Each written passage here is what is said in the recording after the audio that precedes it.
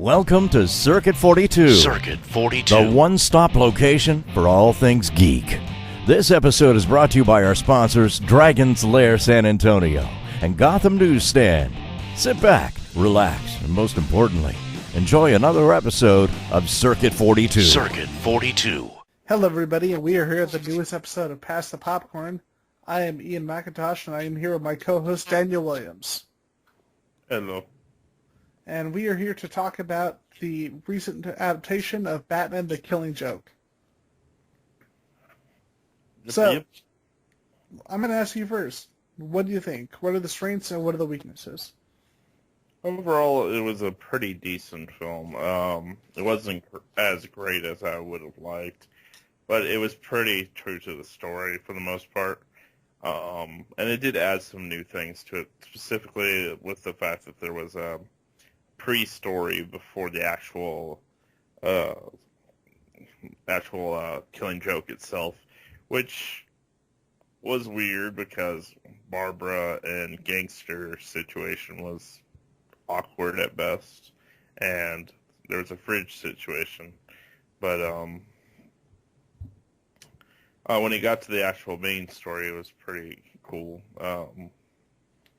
It was weird to see a song and dance number during part of it, but I understand they were trying to do it like an homage to the animated series with that, and do the tip, because Joker was very famous for doing that in those episodes. But overall, it was pretty good one-to-one adaptation, in my opinion.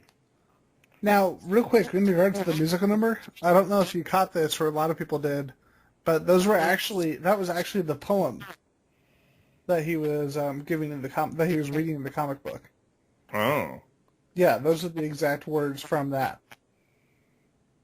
And I was surprised until I saw I saw it at Regal, and they had exclusive thing on the music, and they talked about that on there. But at first I was kind of put off by that until I realized what they were doing. They made a point that it would be really hard for them to just have him say this little whiny poem and make it interesting. Makes sense. So what did you think about it? I felt like the first half was overlong. Yeah. There were some really odd character choices.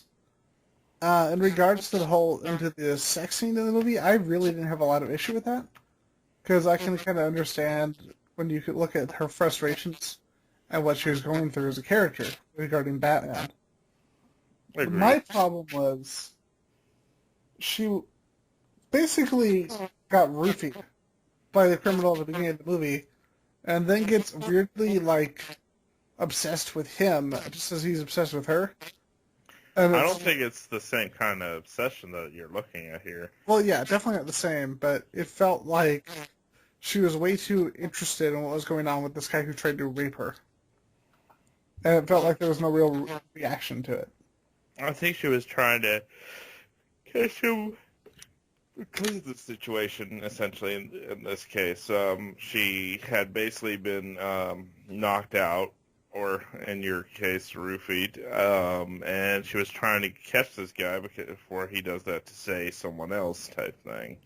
And now, to have it as obsessed as it became was kind of interesting, and yeah, I do feel the first part was rather long and took up more of the movie than the actual main story, but yeah. I think part of it was the fact that the pacing just dragged in the first half, because from what I heard it was actually about even, 38-38. Mm-hmm. It's just that the story was all over the place for the first half of the movie.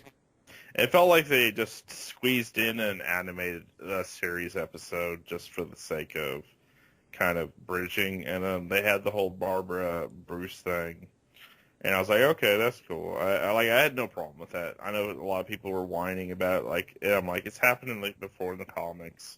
Some Elseworlds have also tapped into that, as well as some of the anime series episodes also hint at that kind of thing. So I wasn't completely upset like some people were. But yeah, at the end of the day, that first part was kind of did we really need this?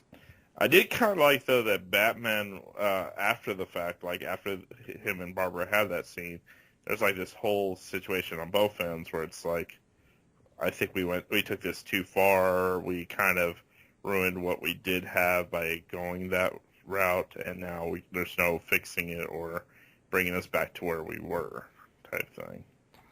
I think if anything, they could have cut out the library sequences. Like, they were a waste of time. We're literally being told information that we could clearly visualize. That and stereotypical gay character. It's like, Well, they had to do the pandering with the whole library thing. I think that was what that was. It's like, all right, just in case you don't get what we're trying to tell you, this is what we just discovered. I'm like, okay, I get what the library is about, and I guess they were doing that for maybe some of the younger audience, but like people that younger audience, just rated R. Let's be honest, there's going to be younger people still seeing this in some fashion. Sure, there's some stupid parents out there. Yeah. Because this is not a children's movie. No. Now, do I think the movie really deserved a rated R? Not really. Like, there was nothing in the movie that really screamed out, this is a rated R movie. Like, everything was kind of toned down. Like, there was no real, like, thing that was like, oh, okay, I understand now why they did rated R. I mean, they had Barbara take off her shirt, and then they panned away from it. I was like, I could easily see this movie as a PG-13, but definitely not an R. I mean, I could be wrong in that, but what do you think about that? I gotta agree. Because although I have to admit the second half of the midgets and shit is pretty disturbing. You look at what we've gotten away with in the previously seen movies of PG-13, like The Suicide in New Frontier, all of Dark Knight Returns, the opening of Under the Red Hood. Mm-hmm. Bruce Timm himself said that he didn't see why they needed an R rating, and he said that they had always been really loose on their ratings before. I think it was a little bit like motivated by it's the Killing Joke. We have to make it rated R type thing. But then they make it rated R, and then they don't execute it as rated R. Like, a lot of it, there was not really, like, even when, like, Barbara's attacked, etc., you were expecting at least a little bit of blood somewhere or some to that effect. Or at least in some of the other scenes where people were being killed or etc. There was none of that. Yeah. It was like watching a regular animated movie. Dude, Red Hood is a more brutal movie than this one. Yeah, and it's like, I could watch a Red Hood, which was, like you said, a PG-13 essentially, and I would get more of an R feeling than this movie was giving me. Dude, we had the sex scene in the Suicide Squad, in the animated Suicide Squad movie. Yeah. Yeah, that was PG-13. Now, here's the thing. I don't really need any extra violence, extra nudity. It's just that, what was the point of them getting the rating beyond hype? Yeah, that's what my thing is. Like, if they had done something with the R rating, if they had gone, you know what, we're going to try to push this as far as we can. And that's why I was like, okay, there's an extra 38 minutes. There's another side story. I thought that's why they were going to make it more R, because there's going to be, like, a very dark, brutal story going on here.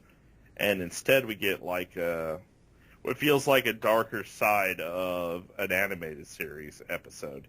But I didn't feel like at any time in the movie where I could have really taken the villain, like, super seriously as, like, oh, this is definitely why this is a R movie type thing. Like, even Joker, like, it kind of took me out of the element of the movie when he did the whole singing in the tunnel. Granted, it led up to him doing the whole thing with Barbara, with the pictures and etc. Instead of just being a handful of photos, it was instead like a whole bunch of mirrors and stuff, which was a good effect. I kind of like that instead. But, like, it kind of also was like, okay, so I'm supposed to be scared or intimidated by what Joker is because he's going to the point of no return, like in the books, but I'm not getting that vibe. I'm getting the typical, oh, it's just Joker being Joker vibe. I mean, what do you think? I really didn't feel that way at all. I mean, like I pointed out earlier, the lyrics of the song is the original poem that he said in the comic book. Right. And really having him just say a poem verbatim, first off, it would take a lot longer. No, I agree with that. I had no problem with the they did it that way. But he did like a song and dance number. Yeah, that Instead was of, a like, little bit strange. like if it wasn't a song and dance number, like it was a very creepy song style, or some dark version of that, I'd have been fine. No, they went for like the typical animated series episode where Joker likes to make the song and dance thing.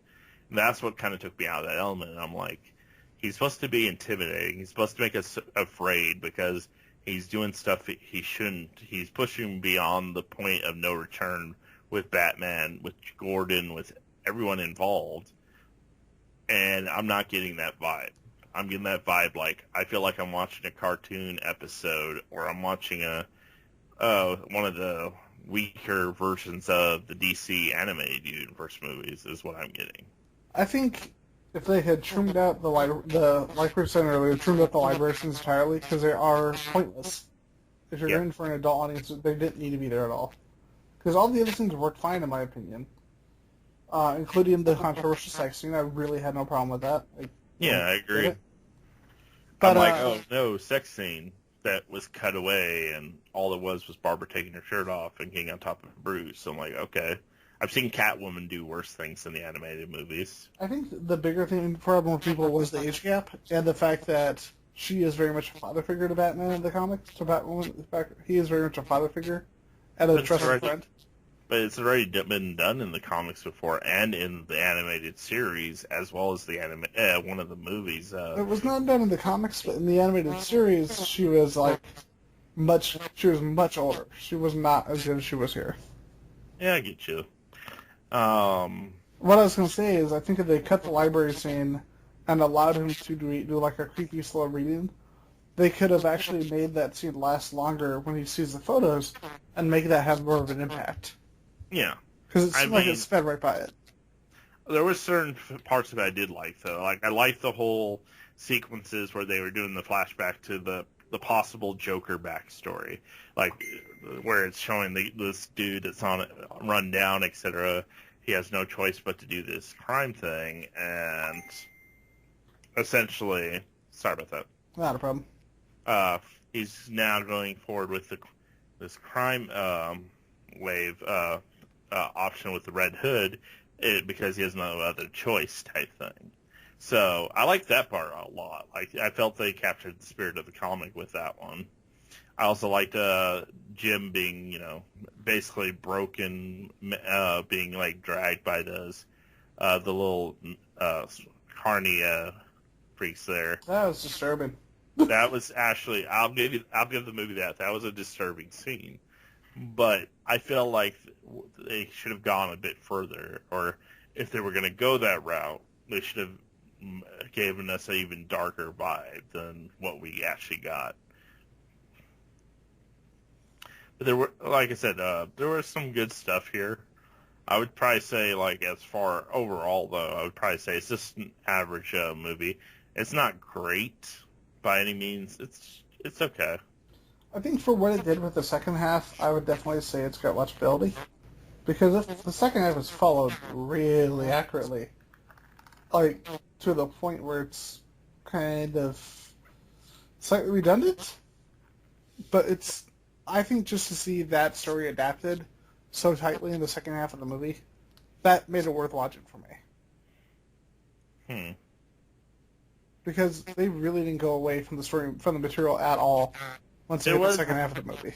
I will say that it was pretty much 1-to-1 at that point. I mean, they did take a few different changes, but it wasn't like a huge change. Like the Carney thing with him in the amusement park, that's fine.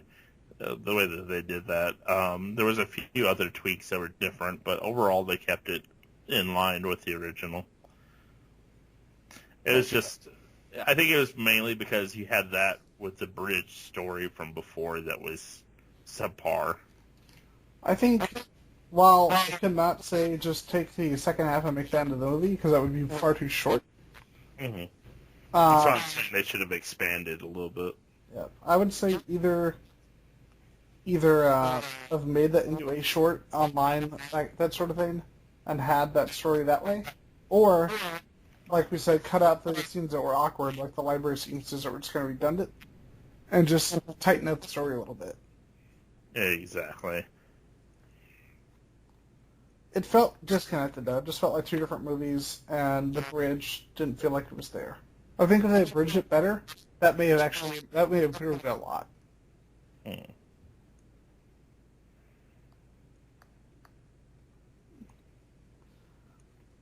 I personally would give it, I hate to say this for a movie like this, I would give it 3.5 out of 5. That's about where I'm at. Yeah. Because it's not a bad movie, but it's not a great movie. I said it's okay. Like, if you want, you should at least see it once, make your own opinion type thing. But overall, I would probably not see it again. Yeah, I'd say I hate to say one viewing is enough. But in this case, yeah. Yeah. Especially when compared to what they did with Dark Knight Returns, which was amazing. Yes. And even with Under the Red Hood, they took a subpar story and made it a billion times better. Because Under the Red Hood sucked, let's be honest. Yeah, it kind of did. Yeah. But I have to wonder how much the editorial was involved when you consider that the movie itself was written by the same exact person. Because I don't think Judd Winnick's a bad writer. I just think that was maybe a lot of editorial mandates. I'm half expecting Alan Moore to come in and be like, "Oh, this is what happens when you try to adapt my story into the big screen." Alan Moore, professional troll. Especially after seeing the Rotten Tomato scores, which are pretty polarizing. Yeah, I mean, it's at 53 right now. But we do have to talk about the performances, though, which were amazing. Were good for the most part. By the way, it's just me or did Kevin Conroy feel like he was funny in it a little bit? He did not seem like he wanted to be there, or he was just he was definitely not focused. Do you think it might just be his age kind of catching up with his voice almost? It's possible. Yeah, because Hamill sounds exactly the same. Hamill could do that voice till the day he dies, I swear. He is made for that voice. Yeah. Tara Strong was pretty good in this one. I can be kind of hot and cold on her as a voice actor. She's fucking great in this. I really, really liked her in this movie, and like you felt it every time that she was performing. Yes, definitely. I wasn't a big fan of the guy that did Harvey, though. Harvey Bullock. Yeah. That voice was kind of eh.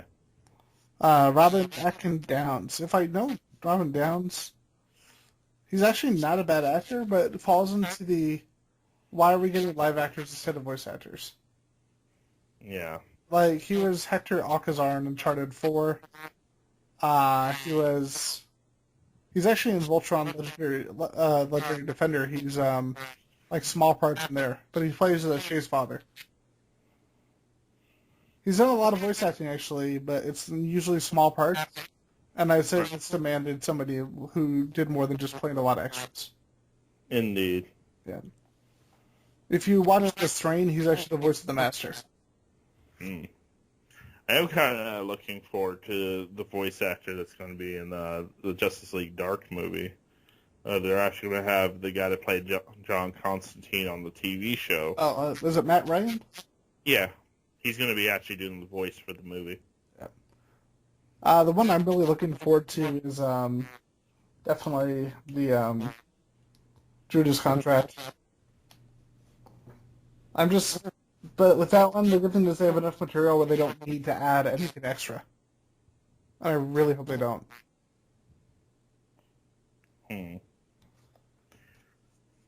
But yeah, this movie was frustrating because I really wanted it to be just awesome.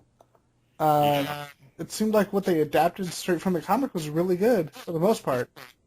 But then the first half just was like, you make some quick cuts and you have a much better film. Hell, I would probably say, as far as this movie goes, while it says it's an R, it's essentially a PG-13 movie. Yep. At most. And that's even pressing it. I wouldn't say it's one of the worst. I don't really worry about too much about the content in terms of the rating because it didn't affect the quality. It didn't affect the quality of the movie either way. I think it would have actually hindered it if they tried to put stuff in there to get the R rating.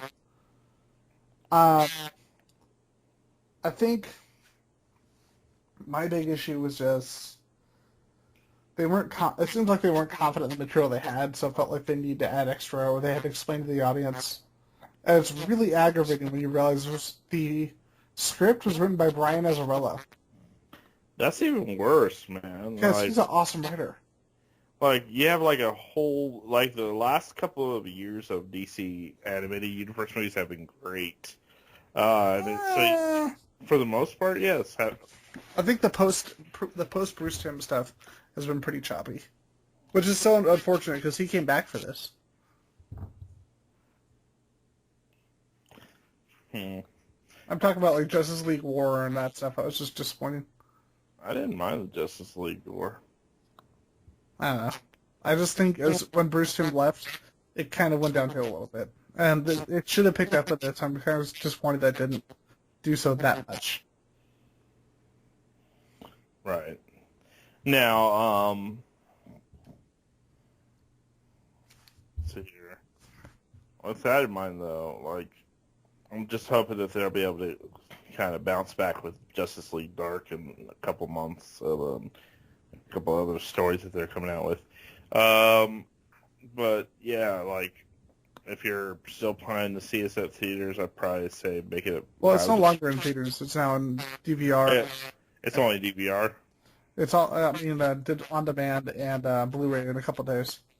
Yeah, give it a rent on digital. I probably wouldn't even buy the Blu-ray. No need. The only reason I'd probably buy it is if they got really good extras, like getting people like Brian Bolland on to do like interviews in the history.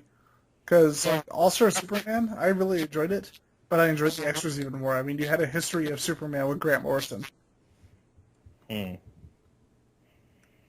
But then again, All-Star Superman was also a much better movie. It's just frustrating because I really thought bringing back Bruce Timm, bringing back the old guard would help out a lot. But I think if anything, they should have brought in Paul Dini to maybe help out. Because Paul Dini would have made it probably pop. Oh yeah, I think Azzarello. It's so frustrating because he's so good, and he just sometimes being a really good comic book writer does not translate being into really good other mediums. Definitely. Yeah. But yeah, 3.5 out of 5 definitely would be my rating. Last thing to touch on, and spoilers, obviously. You didn't really realize the ending. Yeah. The abrupt, weird, fast. Let's change the ending. They didn't change the ending. It's the same ending. Okay, go back and look at the comic when you get that final shot of him strangling the Joker, or what they think. He didn't strangle the Joker but it in looks the like comic. He does. And he puts his hand on his shoulder in the comic. I actually looked at it after seeing the movie. He puts his hands on his shoulder, and most people have. It's been debunked that he was actually strangled to death. That's not true, actually. They only changed that to add to the intrigue of the story, but the original intent was never to kill Joker. See, like, the weird thing is I'm looking at it right here. I don't know. It just felt like it felt rushed. Like the ending, it seemed like if they cut like I said, they cut the library stuff, they cut the stuff that was kind of wonky, and focused on tightening the material there and expanding the material in the second half, we would have got a much better movie. I don't think we would have noticed as much of the flaws. Indeed. If they had just made the changes, I would have given it a 4 out of 5 at least. Yeah, if they had made some changes, yes, I agree. Yeah. I will give the movie one thing, though. They have a good point. In the comic, there's no character development for Batgirl at all. And if you're showing this to a new audience, you need some development. Otherwise, it's just a perfect example of fridging. You know what I mean? Yeah. So yeah, I'm looking at the panel right now, and he's clearly got his hands on his shoulders because you see the little part of his coat, and that's way below his neck. So I don't see how you get strangling from that. Okay, I'm seeing it right now too. For some reason, I thought it was like for some reason I thought they had to wear it on the neck. I mean, it's supposed to be ambiguous regardless, but yeah, it does not, in my opinion, look like he actually strangled him. Yeah. I mean, it could go either way, though. That's what the beauty of that story is all about. But yeah, in the movie, they made it a little bit less ambiguous. That was the only thing I did agree with you on. It should have been kept it ambiguous, like in the comic. Yeah. I think, honestly, the one thing that I think that would have made, like, I love the original comic, but do you agree that that he was given Batgirl a little bit more time about the comic and cut down a little bit extra in the movie, both could actually be improved? In a way, yes. Yeah. And I think in many ways that would have, by doing that, it would have felt less, her death would have felt less like a story tool and more like a actual, like, real part of the story, part of her character. So we did talk about a recent controversy in the post-credits, and something I absolutely hated with the post-credits. I get why they showed her as Oracle to show what happened afterwards. Mm-hmm. But the problem is it confuses people who don't know that Alan Moore had nothing to do with the creation of Oracle. I don't think it was meant to be like, oh, he made Oracle too. I think it was more like, this is what is the result of Batgirl down the road. Yeah, the problem is, though, John Ostrander, the actual creator of Oracle, should have got some kind of credit, and he didn't. Well, this actually doesn't really deal with Oracle at all. I mean, minus that one panel. I'm just making a point, though, because they're showing the characters. Like, if you look at the credits, they show the character credits to everybody, like Jerry Robinson, Bill Finger, Bob Kane, Brian Boland, Alan Moore. And if they're showing character credits, I really think they should say character Oracle John Ostrander. Right, but that's if the movie actually only focused on Oracle, which it didn't. It was all Batgirl, even up to the point where the movie ended. It only showed Oracle to point out that was what she became down the road, I would think. That's why I don't think, in this case, it was really needed. True. But if they'd done like an entire segment about Oracle and her stuff going forward, then I would have been like, yeah, I can get where it comes from. But do you agree with the recent news story that came out, basically saying, yeah, really, he had nothing to do with this. He had nothing to do with the creation of Oracle, and the people try to defend it as a death that made her character, improved her character, made it better, and try to put that with Alan Moore and Brian Boland. That's actually kind of incorrect. I kind of agree with that, but I know which article you're referring to. That article also tried to point out that The Killing Joke is a horrible story because of what it led to and all that. I'm like, these people need to realize sometimes there's going to be a dark comic like this. Not everything has to be sunshine and roses for a comic. The point of Killing Joke was to go to the darkest recesses of a Batman story with Joker, and that's essentially what they did. Now, the behind the scenes of that is pretty fucked up, as you and I both know, but I wouldn't say the actual story is any less important to the actual multiverse. Yeah, I'm not gonna lie. I won't say a particular name because they might actually be coming on the show at a later point. But the person who decided to say "cripple the bitch," I have a little less respect for him now. Yeah.